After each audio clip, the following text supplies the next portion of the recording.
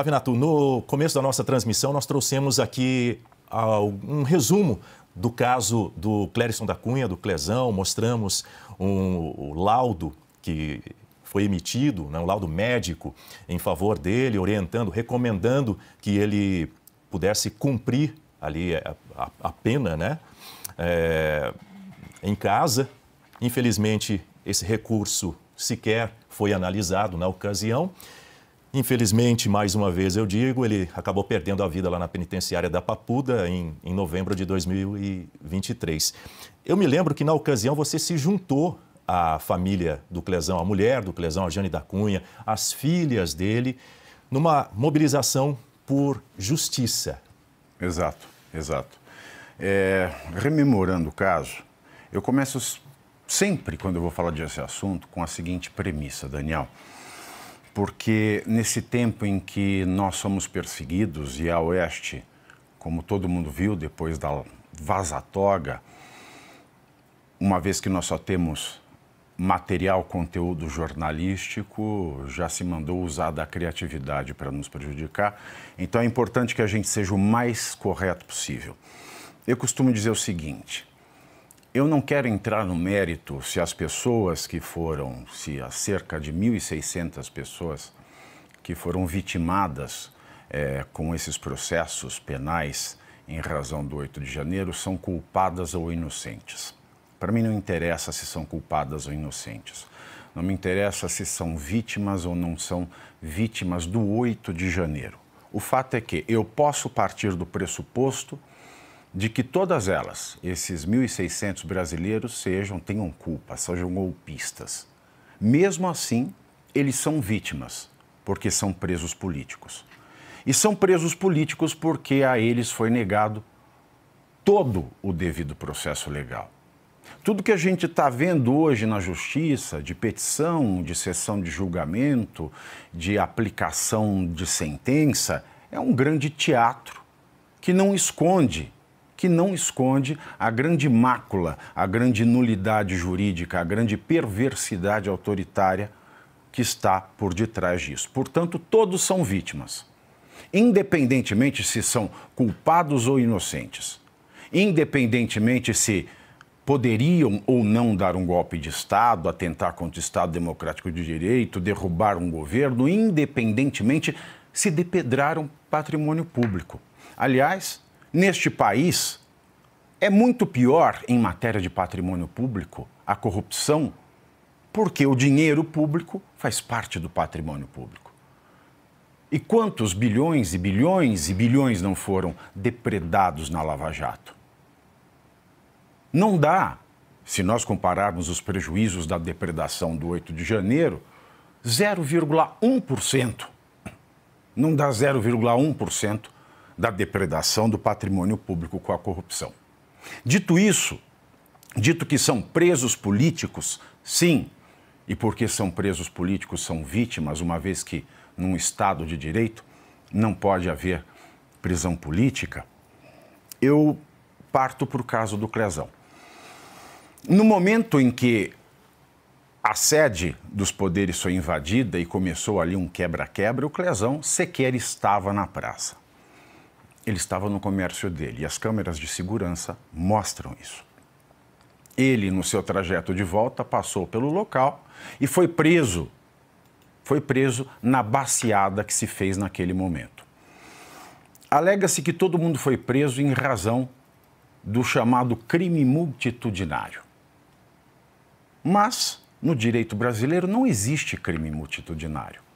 E tanto a Constituição brasileira quanto o Código Penal brasileiro, e o Código Penal brasileiro ele tem quase 90 anos, Daniel, não é de ontem. A nossa Constituição ela repete os primeiros dizeres do Código Penal. Não pode existir crime, nada pode ser considerado crime, nenhuma ação de uma pessoa pode ser criminalizada se não existir, antes dessa ação, uma lei aprovada antes dessa ação dizendo que esta ação é crime. E não existe no direito brasileiro o tal do crime multitudinário. Essa foi uma tese que o Ministério Público de São Paulo inventou para tentar condenar policiais no caso do chamado massacre do Carandiru. Mas essa tese não vingou.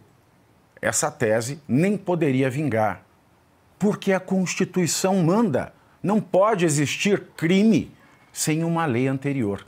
E o único momento que o Código Penal fala em multidão, quem comete crime em multidão, se não me falha a memória no artigo 6º, eu posso estar errado, mas ele só fala uma vez no Código Penal.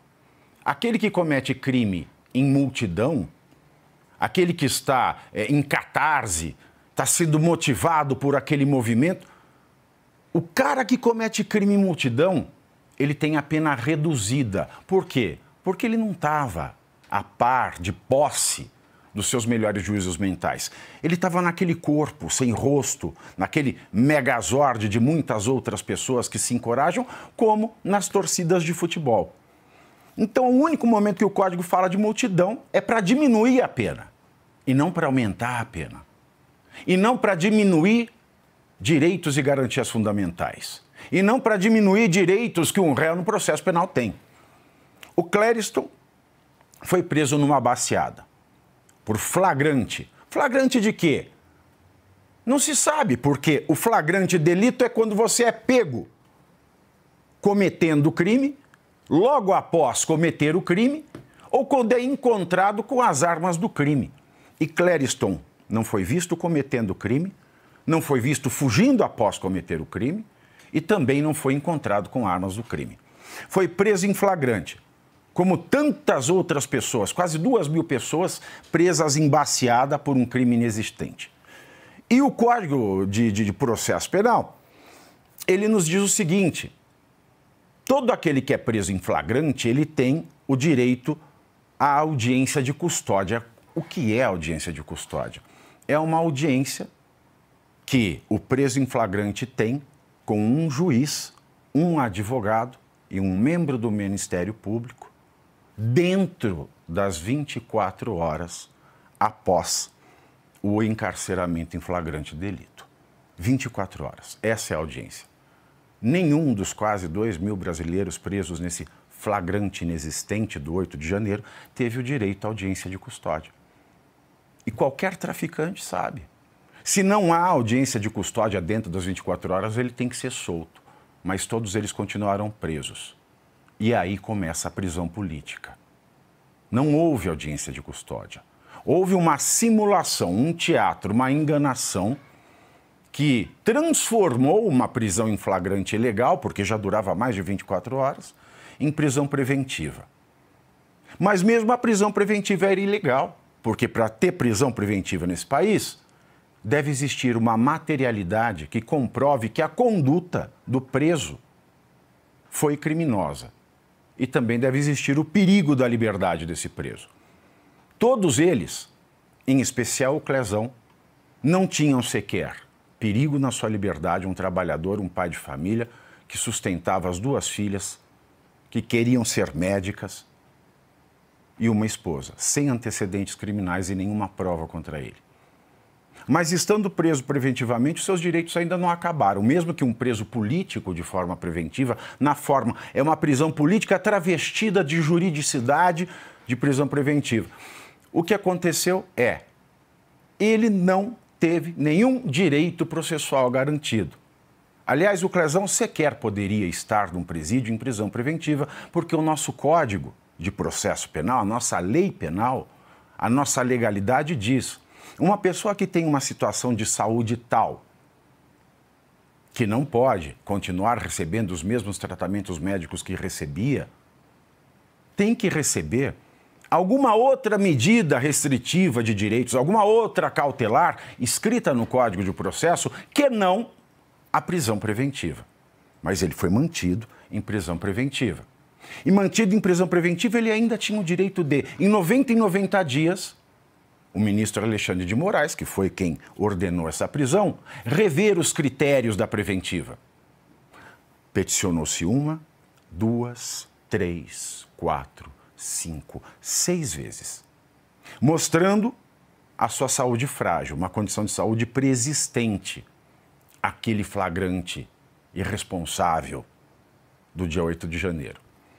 Inclusive, laudos médicos dizendo, cada dia que o Clezão passa na prisão, aumenta o risco dele morrer. Alexandre de Moraes, ele não olhou em nenhuma vez.